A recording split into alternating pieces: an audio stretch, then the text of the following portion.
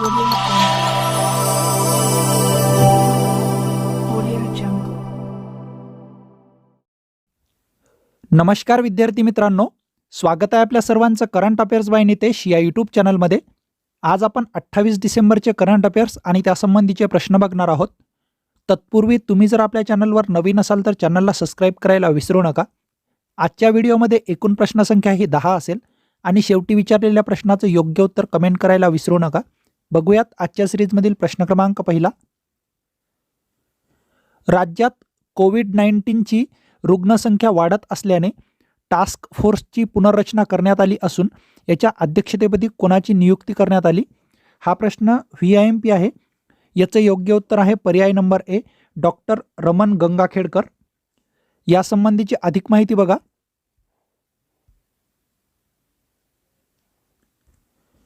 राज्यात कोविड-19ची रुग्णसंख्या वाढत असल्याने टास्क फोर्सची पुनर्रचना याचे अध्यक्ष म्हणून रमण गंगाखेडकर यांची नियुक्ती करण्यात आली.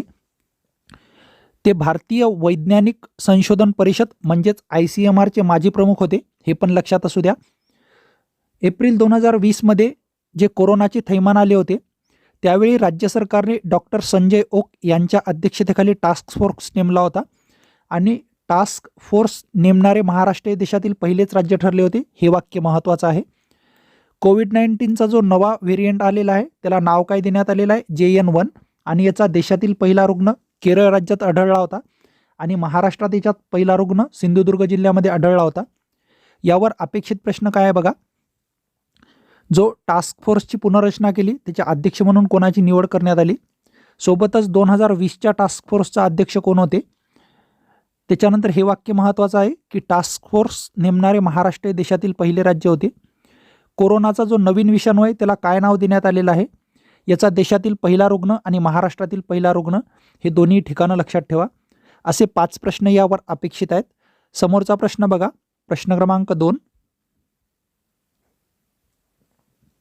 युवा निधी योजना कोणत्या राज्याने सुरू केली आहे? याचं योग्य उत्तर आहे पर्याय नंबर बी, कर्नाटक राज्य. ही योजना काय आहे ते बघा. युवा निधी योजना संबंधित राज्य आहे कर्नाटक आणि याचा शुभारंभ कर्नाटकाचे मुख्यमंत्री सिद्धरमैया यांच्या हस्ते करण्यात आलेला आहे. याचा उद्देश पण महत्त्वाचा आहे. कर्नाटकातील पदवी आणि डिप्लोमाधारक युवकांना बेरोजगारी भत्ता देण्यासाठीची ही योजना आहे. या योजनेची सुरुवात 26 डिसेंबर 2023ला करण्यात आली आणि बेरोजगारी भत्त्याचे वितरण 12 जानेवारी 2024ला श्री स्वामी विवेकानंद यांच्या जयंतीनिमित्त करण्यात येणार आहे. याच्या अंतर्गत अर्थसहाय्य बघा. पदवी युवकांना 3000 रुपये आणि डिप्लोमा युवकांना 1500 रुपये अर्थसहाय्य करण्यात येणार आहे. यावर अपेक्षित प्रश्न काय आहेत? तर युवा निधी योजना कोणत्या राज्याशी संबंधित आहे असा प्रश्न येऊ शकतो. त्याच्यानंतर सर्वात महत्त्वाचा उद्देश काय आहे? त्याच्यानंतर याच्या अंतर्गत अर्थसहाय्य किती करण्यात येणार आहे? असे 3 प्रश्न यावर अपेक्षित आहेत. समोरचा प्रश्न बघा, प्रश्न क्रमांक 3. 50व्या राष्ट्रीय बालवैज्ञानिक प्रदर्शनाचे उद्घाटन कोणाच्या हस्ते करण्यात आले? हा प्रश्न पण महत्त्वाचा आहे. याचं योग्य उत्तर आहे पर्याय नंबर सी, महाराष्ट्राचे राज्यपाल रमेश बैस यांच्या अध्यक्षतेखाली याचं उद्घाटन सोहळा पार पडला. हे वैज्ञानिक प्रदर्शन कुठे पार पडलं ते बघा. राष्ट्रीय बाल वैज्ञानिक प्रदर्शन याची आवृत्ती आहे 50वी आणि ठिकाण आहे श्री शिवछत्रपती क्रीडा संकुल बालेवाडी पुणे. दिनांक 26 डिसेंबर 2023ला याचं आयोजन करण्यात आलं होतं. याचं आयोजन करणाऱ्या 2 संस्था आहेत, राष्ट्रीय शैक्षणिक संशोधन आणि प्रशिक्षण परिषद तसेच राज्य शैक्षणिक संशोधन आणि प्रशिक्षण परिषद. या प्रदर्शनाचे उद्घाटन महाराष्ट्राचे राज्यपाल रमेश बैस यांच्या अध्यक्षतेखाली करण्यात आलं. मुख्यमंत्री एकनाथ शिंदे हे या प्रदर्शनाचे उद्घाटन करणार होते पण त्यांनी याचं उद्घाटन केलं नाही तर राज्यपालाने केलं. काल पण आपण हा प्रश्न घेतला होता तर तिथे मी तुम्हाला सांगितलं होतं की मुख्यमंत्री एकनाथ शिंदे यांच्या हस्ते याचं उद्घाटन होणार आहे. तर तिथं तुम्ही प्लीज करेक्शन करा कारण की त्यांनी अनुपस्थिती होती म्हणून राज्यपालाने याचं उद्घाटन केलेलं आहे. यावर अपेक्षित प्रश्न बघा. राष्ट्रीय बालवैज्ञानिक प्रदर्शन याची कितवी आवृत्ती आहे असा प्रश्न येऊ शकतो. सर्वात महत्त्वाचं याचं ठिकाण आहे पुणे. त्याच्यानंतर याचं उद्घाटन कोणाच्या हस्ते करण्यात आलं असे 3 प्रश्न यावर अपेक्षित आहेत. समोरचा प्रश्न बघा, प्रश्न क्रमांक 4, अयोध्येतील राम मंदिर श्रीरामाच्या मूर्तीची प्रतिष्ठापना किंवा प्राणप्रतिष्ठा कधी होणार आहे? ही तारीख महत्त्वाची आहे. याचं योग्य उत्तर आहे पर्याय नंबर डी, 22 जानेवारी 2024. या तारखेवर प्रश्न येऊ शकतो, लक्षात असू द्या.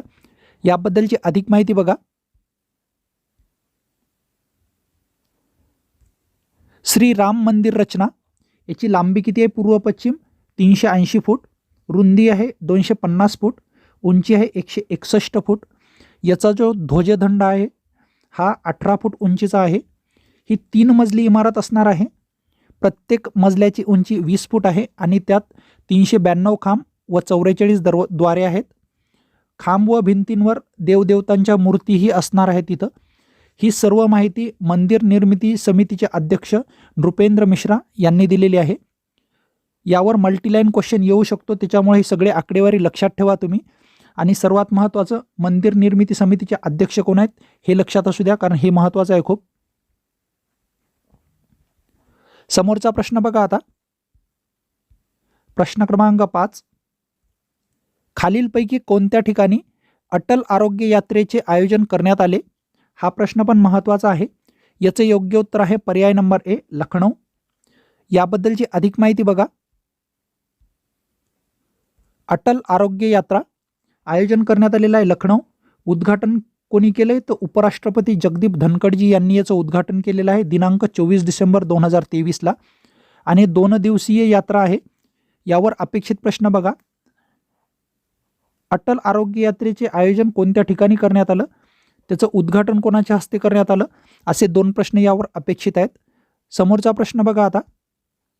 प्रश्न क्रमांक 6, नुकताच रवींद्रनाथ टागोर साहित्य पुरस्कार कोणाला जाहीर करण्यात आला? हा प्रश्न अतिशय महत्त्वाचा आहे. याचं आन्सर आहे पर्याय नंबर सी, ए व बी दोन्ही. म्हणजेच सुकृता पॉल आणि अभिजित बॅनर्जी यांना रवींद्रनाथ टागोर पुरस्काराने सन्मानित करण्यात आलेला आहे. या पुरस्काराबद्दल अधिक माहिती बघा. रवींद्रनाथ टागोर साहित्य पुरस्कार याची आवृत्ती कितवी आहे? तर 6वी. सुरुवात झाली होती 2018ला. पीटर बुडेलो जे की अमेरिका स्थित प्रकाशक आहेत त्यांनी या पुरस्काराची स्थापना केलेली आहे. यावर्षीचा पुरस्कार कोणाला जाहीर झाला? तर सुकृता पॉल ह्या लेखिका आहेत आणि अभिजित बॅनर्जी हे नोबेल पारितोषिक विजेते आहेत. सुकृता पॉल यांना salt and paper selected poem यासाठी हा पुरस्कार जाहीर झाला, तर अभिजित बॅनर्जी यांना सामाजिक कार्यासाठी हा पुरस्कार जाहीर झालेला आहे. यावर अपेक्षित प्रश्न बघा. रवींद्रनाथ टागोर पुरस्काराची सुरुवात कोणी केली? त्याचं वर्ष आणि संस्थापक दोन्ही महत्त्वाचे आहेत. सोबतच हे पुरस्कार कोणाला जाहीर झाले? तुम्हाला एक तर सिंगल नाव देतील किंवा डबल नाव देतील, दोन्ही लक्षात ठेवा. सोबतच त्यांना कशाशी संबंधित हा पुरस्कार देण्यात आलेला आहे ते लक्षात ठेवा. सुकृता पॉल यांचं पुस्तक लक्षात ठेवा, महत्त्वाचं आहे. सोबतच अभिजित बॅनर्जीला कोणत्या कार्यासाठी पुरस्कार जाहीर झाला हे पण लक्षात ठेवा, सामाजिक कार्य. असे 4 प्रश्न यावर अपेक्षित आहेत. समोरचा प्रश्न बघा आता. प्रश्न क्रमांक 7, 2024 हे खालीलपैकी कोणाचे जन्मशताब्दी वर्ष आहे? याचं योग्य उत्तर आहे पर्याय नंबर सी, ए व बी दोन्ही. म्हणजेच मोहम्मद रफी आणि भारताचे माजी पंतप्रधान अटल बिहारी वाजपेयीजी यांचं जन्मशताब्दी वर्ष असणार आहेत. नेक्स्ट प्रश्न बघा आता. प्रश्न क्रमांक 8, नुकताच विनय फोगाट यांनी खेलरत्न व अर्जुन पुरस्कार परत करण्याचा निर्णय घेतला आहे. त्या कोणत्या खेळाशी संबंधित आहेत? याचं योग्य उत्तर आहे पर्याय नंबर डी, कुस्ती खेळाशी संबंधित आहेत त्या. त्यांच्याबद्दलची अधिक माहिती बघूयात. विनय फोगाट भारतीय कुस्तीपटू आहेत त्या. राष्ट्रकुल आणि आशियाई क्रीडा स्पर्धेत सुवर्णपदक जिंकणारी पहिली भारतीय महिला कुस्तीपटू आहे ती, त्याच्यामुळे महत्त्वाची आहे. 2019मध्ये लॉरियस जागतिक क्रीडा पुरस्कारासाठी नामांकन मिळालेली पहिली भारतीय खेळाडू आहे ती. हे वाक्य सर्वात महत्त्वाचं आहे. त्यांना मिळालेले पुरस्कार बघा. 2016मध्ये अर्जुन पुरस्कार, 2018 पद्मश्री आणि 2020मध्ये मेजर ध्यानचंद खेलरत्न पुरस्काराने त्यांना सन्मानित करण्यात आलं होतं. यांच्याबद्दलचे अपेक्षित प्रश्न बघा. त्या कोणत्या खेळाशी संबंधित आहेत असाच प्रश्न सोपा तुम्हाला येऊ शकतो, पण बाकीचे वाक्य तुम्ही लक्षात ठेवा. सर्वात महत्त्वाचं आहे की 2019चं जे वाक्य आहे हे महत्त्वाचं आहे. सोबतच त्यांना कोणत्या वर्षी कोणता पुरस्कार मिळाला हे पण लक्षात असू द्या. असे 3 ते 4 प्रश्न यांच्यावर अपेक्षित आहेत. समोरचा प्रश्न बघूयात. प्रश्न क्रमांक 9. नुकतेच हेमंत कोटलवार यांची कोणत्या देशाचे भारताचे राजदूत म्हणून नियुक्ती करण्यात आली? याचं योग्य उत्तर आहे पर्याय नंबर ए, फिनलँड. यांच्याबद्दलची अधिक माहिती बघा. हेमंत कोटलवाड फिनलँड येथे भारताचे राजदूत म्हणून नियुक्ती करण्यात आली. ते मूळचे लातूर जिल्ह्याचे आहेत, महाराष्ट्रातील. राजदूत म्हणून नियुक्ती होणारे ते मराठवाड्यातील पहिलेच अधिकारी असणार आहेत. ही नियुक्ती कोणी केली? परराष्ट्र व्यवहार मंत्रालयाने त्यांची नियुक्ती केलेली आहे. दिनांक 26 डिसेंबर. इथं 2022 झालंय, चुकून इथं 2023 करा. सध्या ते झेक रिपब्लिकनचे राजदूत आहेत. यावर अपेक्षित प्रश्न बघा काय आहेत ते. हेमंत कोटलवार यांची कोणत्या देशाचे भारतीय राजदूत म्हणून नियुक्ती करण्यात आली? सोबतच ते कोणत्या जिल्ह्याचे आहेत हे लक्षात ठेवा, लातूरचे आहेत ते. त्यांची नियुक्ती कोणत्या मंत्रालयाने केली असा प्रश्न येऊ शकतो. आणि सध्या ते कोणत्या देशाचे राजदूत आहेत, असे 4 प्रश्न यावर अपेक्षित आहेत. समोरचा प्रश्न बघा. प्रश्न क्रमांक 10. वाघांच्या मृत्यूच्या बाबतीत कोणते राज्य पहिल्या क्रमांकावर आहे? याचं योग्य उत्तर आहे पर्याय नंबर बी, महाराष्ट्र.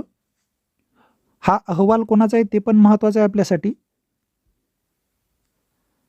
तर हा अहवाल कोणाचा आहे? राष्ट्रीय व्याघ्र संवर्धन प्राधिकरण तसेच wild life protection society of India या दोघांनी हा अहवाल प्रकाशित केलेला आहे.